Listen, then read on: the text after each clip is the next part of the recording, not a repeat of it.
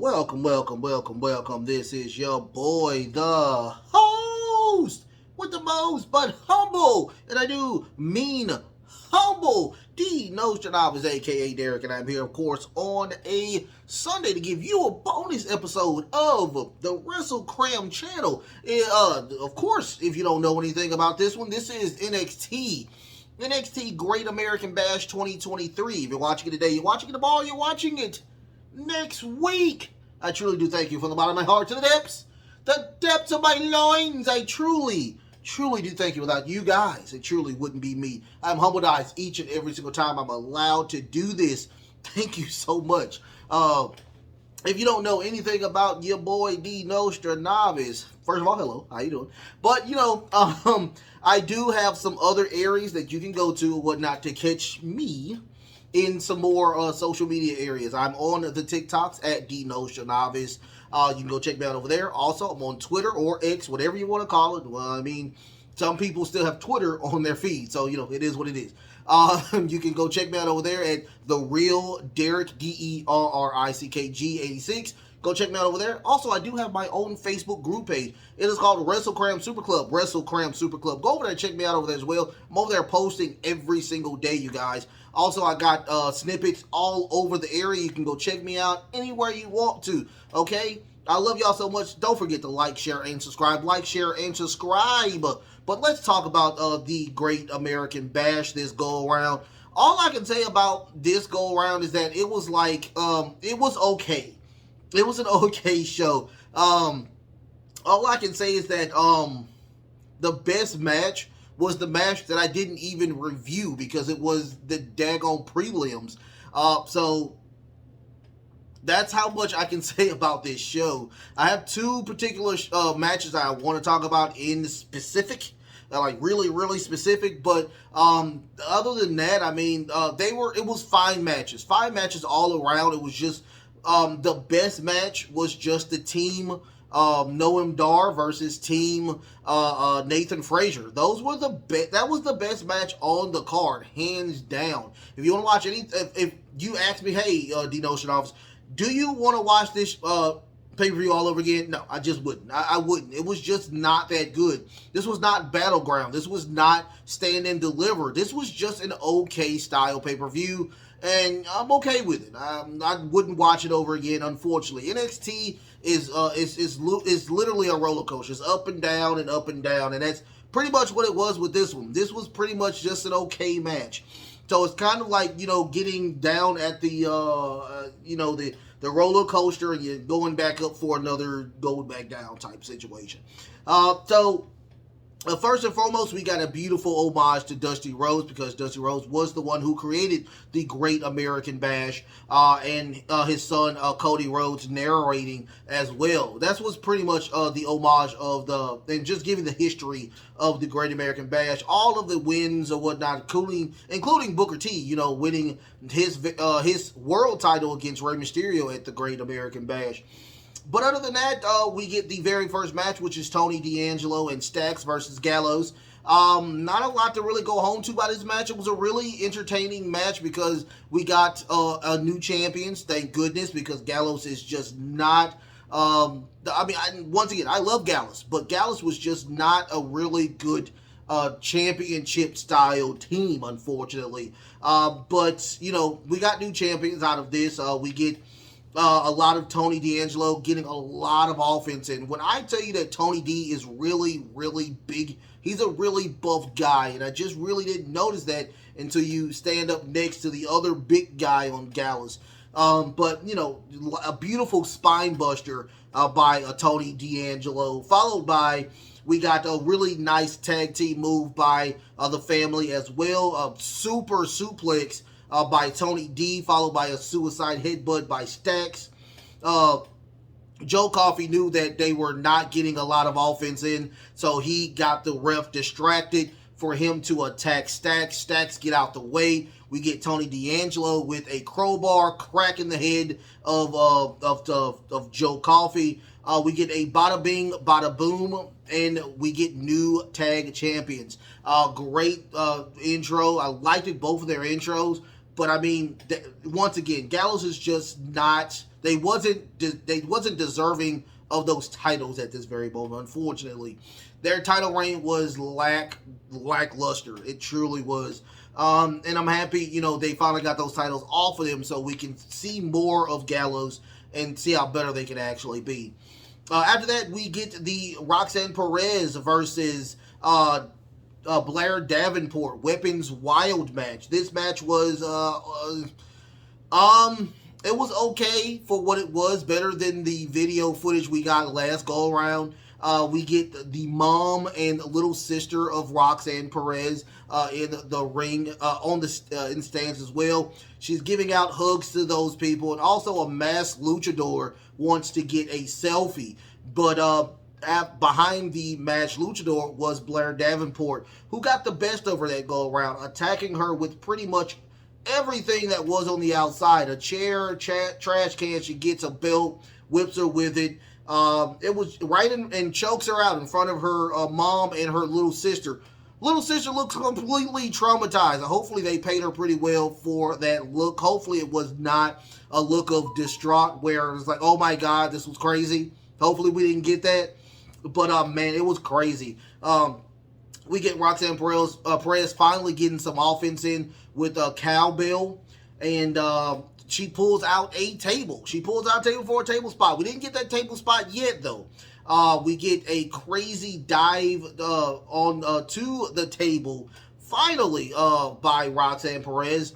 And then we get the pop rocks on top of a stack of chairs for Roxanne Perez to win the match. Once again, it does look like hopefully they did get paid to look very concerned and whatnot, because the little girl looked very, very creeped out. She was like, oh my God, my sister's getting destroyed out there. But hopefully she thinks that it is all planned out. Hopefully she believes that. After that, we get the Baron Corbin versus Gable Stevenson match. When I tell you the crowd truly, truly hates Gable Stevenson now, it just doesn't make any sense now. Now, if you don't know anything that's going on with the Gable Stevenson now situation, please go look it up. I'm not going to accuse him or confirm or deny what's going on, but I did read onto it, and it does look like, in my eyes, it looks like it was absolutely that Gable Stevenson is a piece of crap or whatnot, and he deserves every single thing that's going on. But once again, he's innocent until proven guilty. We do not know. He has not been tried by his peers. So I don't know, but it just seems like, something is going on with that situation. Leaning for, the match between Gable Stevenson and Baron Corbin, for everybody to yay Baron Corbin and boo Gable Stevenson. This match was just not a match that anybody should have won. I did go for Baron Corbin to win this match, because once again, we did not know that Gable Stevenson was going to go to, like, at the end of that segment in NXT where he said, well, you made my choice easier. You still didn't give us a choice. You didn't let us know if you are going to be a part of NXT. You just challenged for a match at the Great American Bash. So I don't know what happened with that. Hopefully, you do go away for a while, probably forever, because I am a fan of not people being that type of person. And the algorithm is very, very sensitive, so I'm not going to talk about it. But once again, look him up, let him know, and see what's going on with that. But I'm not a fan of people who do stuff like that. I think that is a piece of crap for what he did. So we'll go on. We do at the end of the match. They both get counted out. They are slugging one another. We get a lot of referees coming in, breaking them up. Gable Stevenson does two belly to bellies on two of the enhancement talents. They go to the outside where Stevenson throws Corbin into the ring area, where he breaks the ring area. That's the end of that. I'm pretty much done with that situation. On to the recap of Rhea Ripley defeating Lila Valkyria in the main event of the last NXT. We got that, and we get where Lila is actually very happy because she gets a backstage interview. She's very happy. She sees where she is and where the level of the world champion is, and she's very excited to see who is going to come out of this women's championship match. And out comes Gigi Dolan. She comes out and attacks Lila of Valkyria, and in walks Rhea Ripley saying, "This is what I'm talking about. That's what I'm talking about." She just walks away. After that, we get the Wes Lee versus Mustafa Ali and Dirty Dom for the North American title. Once again, this match was okay. I don't think of Dominic as a high flyer, not a huge high flyer type of person. But Wes Lee and Ali, they are high flyers. So it was kind of a different wrestling style with these two. And it sucked because we got a lot of interference by, their heels. So that's how it works. But we got more than a lot with the Rhea Ripley interferences this go around. When the match starts, we get back and forth from Wes Lee and Ali. They are chopping off, and then we see that Dominic is trying to gingerly walk outside of the ring, but they stop. They look at Dominic. They get a lot of offense in by Dominic Mysterio. He tries the Three Amigos, but they flip it and do 3 back suplexes on Dominic. I thought it was pretty cool. Toward the end of the match, we do get a scenario where Wes Lee and Rhea are getting into it. She's like, "No, you're not going to do any high fly moves on Dominic." But he actually does. He jumps over Rhea to do a nice little fall onto Dominic. Rhea's not having it. Does a nice little power bomb on to the commentator's desk by her onto Wes Lee. He thought Wes Lee into the ring. We get a Mustafa doing the 450 frog splash. Rhea gets him out of the way. And then Dominic does a frog splash on Wes Lee to retain the title.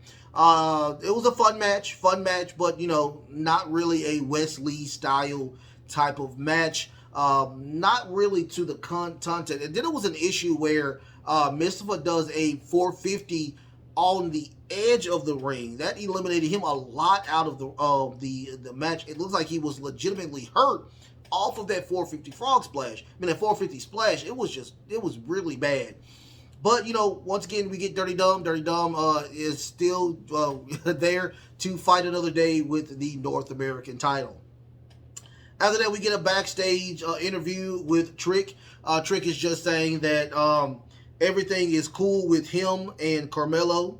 He was also saying that you can only imagine, he was talking to Ilya Dragunov, he said, "You can only imagine how deep our friendship is. We go back, way back."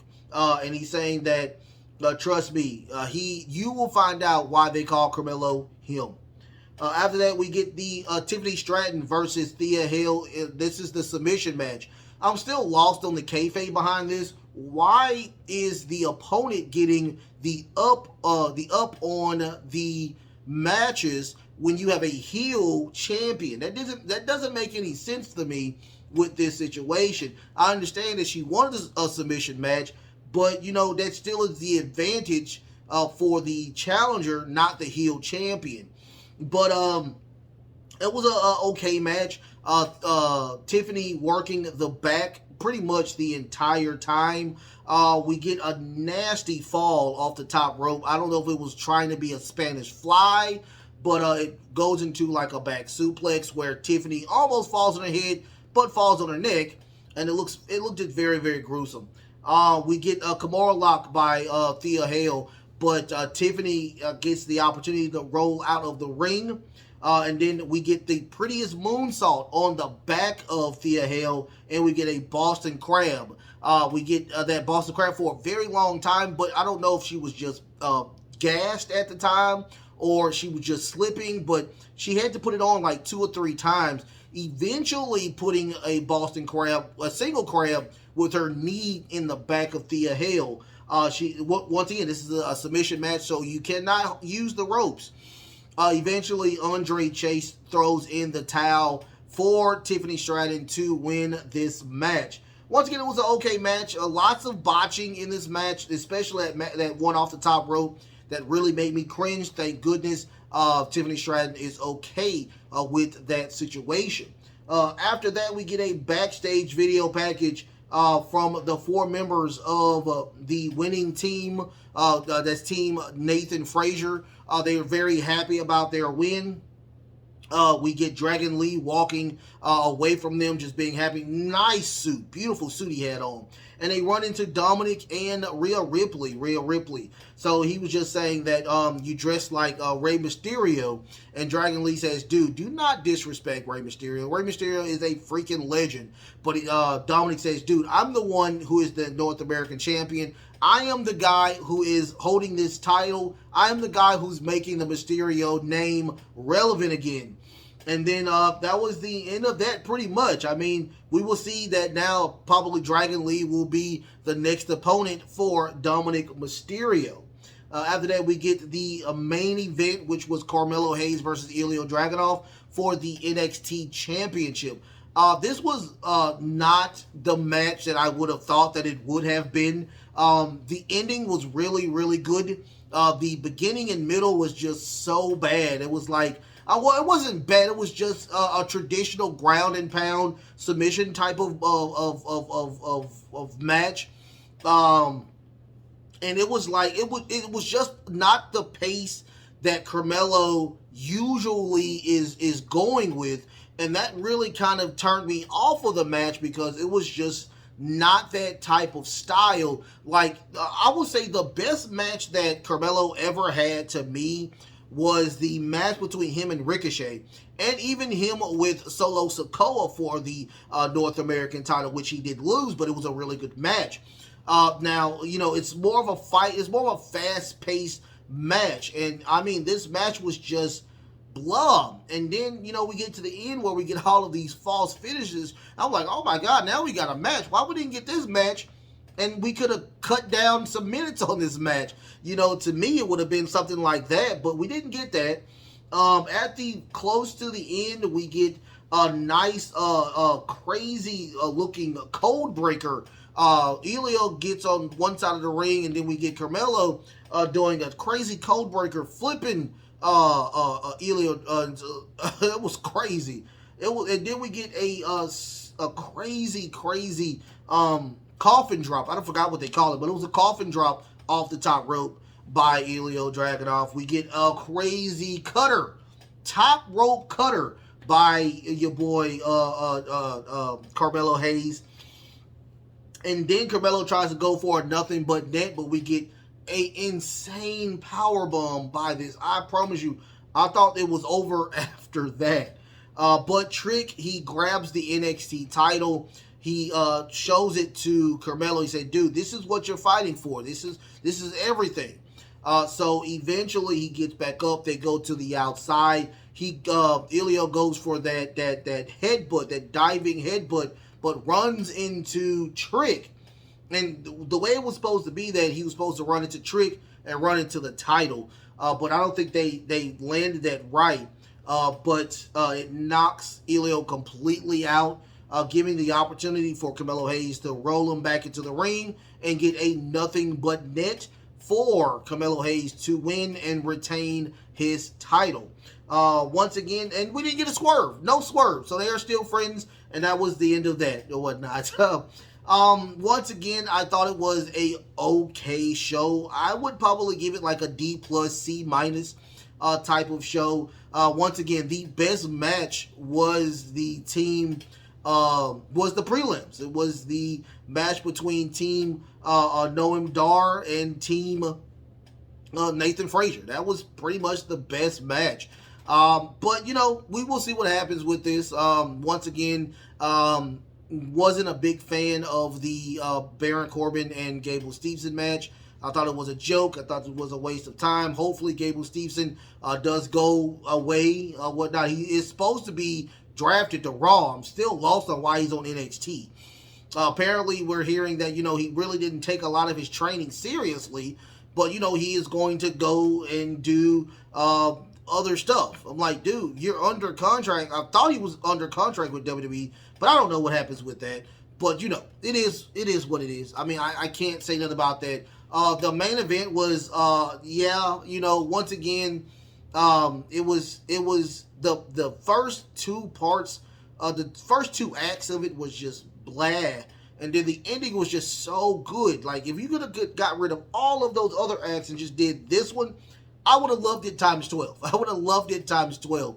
But, it is what it is. Like, share, and subscribe, you guys.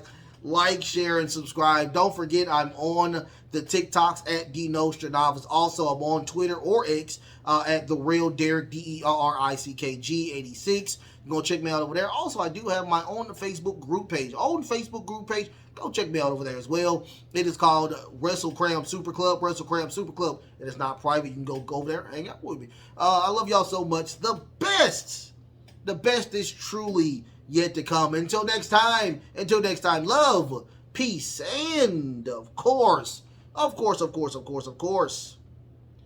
wrestling.